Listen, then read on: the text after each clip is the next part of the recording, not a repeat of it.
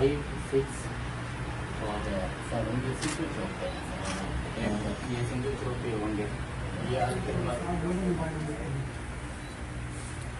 थोड़ा आगे पीछे का मोबाइल कॉल करने से चक्कर आ रहा है। कंट्रोल रूम इसी तरह से यहीं पे बन जाएगा ना, तो ये बैठा हुआ रिस्पॉन्सिबल है, ये जहाँ देखेगा कोई ऐसी चीज़ कोई वाले से दो कैमरे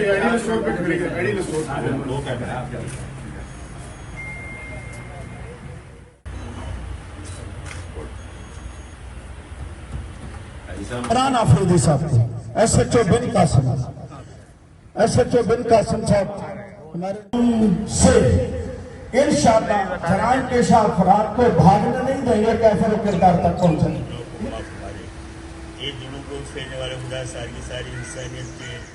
टाउन का गुलशन हदीद फेज़ 1 फेज़ 2 का जो अहवाल है वो मेरे पास डायरेक्टली उनके थ्रू पहुंचता रहता है, मुख्तलिफ, और आप तमाम भाइयों के थ्रू भी पहुंचता रहता है। हमेशा मैं स्टील टाउन आता हूँ।